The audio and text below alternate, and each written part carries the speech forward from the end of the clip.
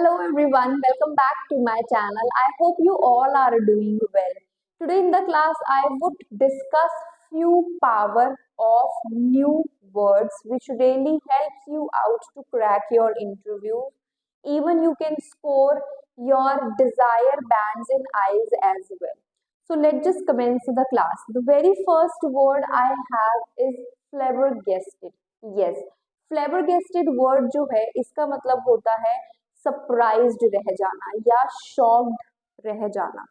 अगर हमें इसको सेंटेंस में यूज करना है तो हम इसको सेंटेंस में यूज कर सकते हैं। सपोज कि मैं कल शॉपिंग कर रही थी, मैंने इतनी शॉपिंग कर ली कि जब मेरे सामने बिल आया तो वो बिल देखकर मैं एकदम से हैरान रह गई।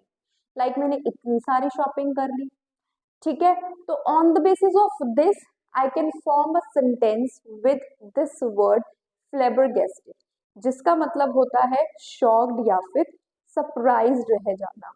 सो let just form an example as well that I was flabbergasted when I saw the bill of my purchasing। मतलब मैं बहुत ही ज्यादा शॉक्ड रह गई जब मैंने क्या देखा, बिल देखा ऑफ माय परचेजिंग, अपनी खरीदारी का जब मैंने बिल देखा तो मैं एकदम से शॉक्ड हो गई। Next word I have is level headed.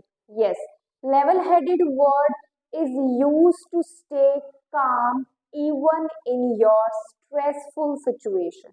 मतलब कई लोग होते हैं, मुसीबत आ जाती है तो वो बहुत ही ज्यादा इनके से पैनिक से हो जाते हैं, और कुछ लोग बहुत ही कामली क्वाइटली से उस हैंडल को सॉल्व करते हैं, उस सिचुएशंस को सॉल्व करते हैं। तो वहां पे मैं अपना वर्ड लेवल हेडेड यूज करके एक सेंटेंस फॉर्म कर सकती हूँ। Like the meaning of the level headed is stay काम।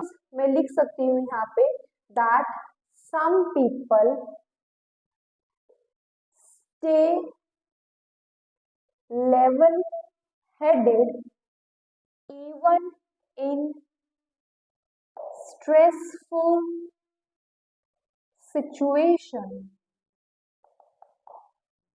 मतलब कुछ लोग होते हैं जो बहुत ही ज्यादा सपोज स्ट्रेसफुल सिचुएशन में भी अपने आप को एकदम से काम या फिर सीरीन सा फील करवाते हैं, ताकि वो पैनिक में आके कुछ और गड़बड़ी ना कर दें या कुछ और गड़बड़ ना हो जाए। तो वहां पे हम यूज कर सकते हैं अपना word level headed, right. The next word I have is surreptitious। First, you should pronounce this word precisely. So it is surreptitious। surreptitious word का मतलब होता है कुछ लोग होते हैं जो सीक्रेटली, एकदम सीक्रेटली कुछ काम कर देते हैं, पता ही नहीं चलता। जैसे कि चोर, चोर इतनी चालाकी से, इतनी शांति से चोरी करता है कि पता ही नहीं चलता, जब चोरी हो जाती है तब पता चलता है कि चोरी हो गई थी। ठीक है, सेम कुछ लोग ऐसे होते हैं जो बहुत ही लाइक सीक्रेट वे में कुछ काम कर देते हैं, पता ही नहीं चलता, तो हम उनको कह सकते हैं सरप्टिशियसली या फिर सरप्टिशियस, राइट। तो मैं यहाँ पे लिख सकती हूँ that they entered into the room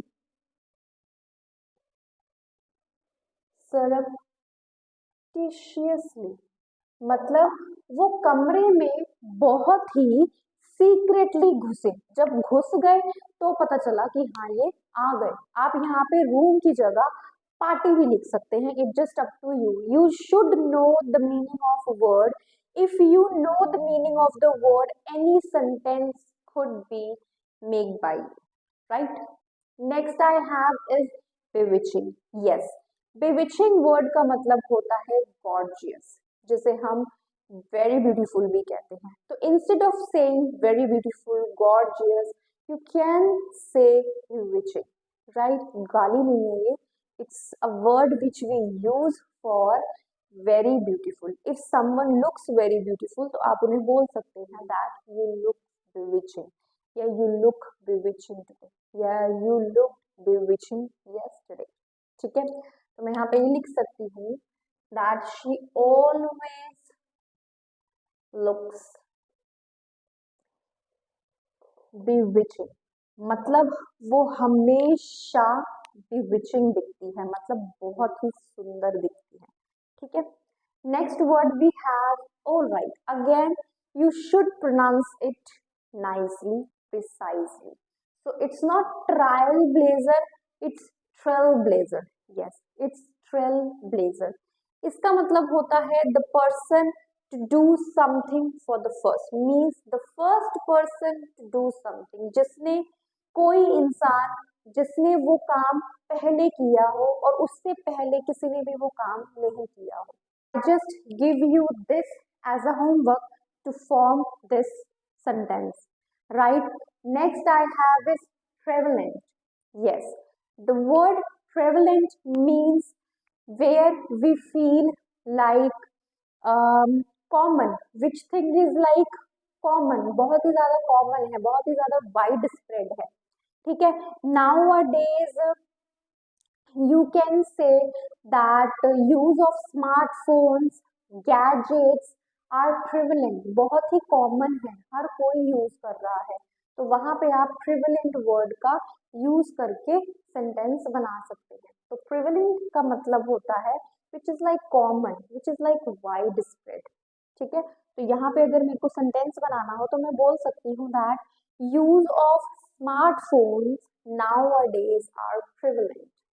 ठीक है, तो मैं यहाँ पे बनाती हूँ that use of smart phones nowadays are prevalent. It's prevalent. Try to pronounce your word precisely. Next I have is affable. Yes, affable. All right, in my previous video, you can say in my previous vocabularies वाली video में I have shared a lot of vocabularies, and in such vocabularies I have also told you the word which we call like amiable, or you can say extrovert. तो amiable extrovert जो word है उसका मतलब क्या होता था, very friendly, right. तो very friendly word को हम एफेबल भी बोलते हैं. Yes, the meaning of affable means very friendly, और you can say affable, amiable, extrovert, they all are from the same family of very friendly. अगर इसमें हमें सेंटेंस बनाना हो तो हम क्या बना सकते हैं, I can say that she is an affable girl. वो बहुत ही ज्यादा फ्रेंडली लड़की है. ठीक है, तो according to my word I have form the sentence as well. Okay, next I have write. Pronounce it पहले तो it's archaic. Yes, the pronunciation is archaic. Yes, archaic means which is like ancient, or you can say old as well. ठीक है, तो हम इसमें किस तरीके के सेंटेंस बना सकते हैं, मैं आपको हिंदी में एकदम अच्छे से समझा देती हूँ. इसका भी सेंटेंस आप खुद फॉर्म करना. ठीक है, try to form more and more sentences on such vocabularies so that you can use them while your conversation. So archaic का मतलब होता है कोई चीज जो बहुत ही पुरानी हो, like ancient time की हो. ठीक है, तो मैं बोल सकती हूँ जैसे मेरे पास बहुत ही पुरानी घड़ी है. ठीक है, या मेरे पास, ऑब्वियस सी बात है घड़ी तो बहुत कॉमन है, होएगी. पैसे भी होते हैं लोगों के पास बहुत पुराने.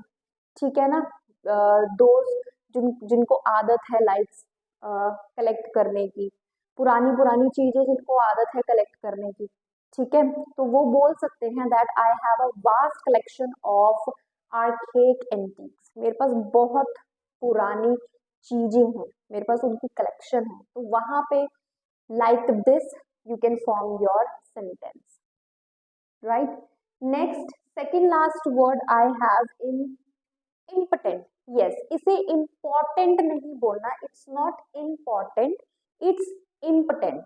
impotent word का मतलब होता है like powerless, when you are like unable to do something, तुम कुछ कर ही नहीं सकते, you feel powerless, तो वहां पे आप impotent वर्ड का यूज कर सकते हो, ठीक है? तो मैं बोल सकती हूँ that yesterday I felt impotent in front of him. कल मैं उसके सामने पावरलेस सी फील कर रही थी, ठीक है? मतलब मुझे ऐसा लग रहा था कि मैं कुछ कर ही नहीं सकती. Alright, next I have apples and oranges. Yes, सेब और संतरे. ऑलराइट, एप्पल और ऑरेंजेस का यहाँ पे क्या मतलब है? एप्पल और ऑरेंजेस का मतलब है कभी कभी हम इस तरीके के कुछ कंपैरिजन करने लग जाते हैं जिनका आपस में कंपैरिजन होना ही मुश्किल है, तो वहां पे आप इस तरीके के वर्ड्स को यूज करके बहुत ही अच्छे सेंटेंस बना सकते हैं. So there is no comparison between, you can say water and juice. अगर आपको लो फील हो रहा है तो वहां पे आप जूस पीना पसंद करोगे, ठीक है, टू गेट एनर्जी और to even boost your energy. But if you are feeling thirsty तो वहां पे आपकी प्यास पानी ही बुझा सकता है, फिर वो जूस काम नहीं करेगा.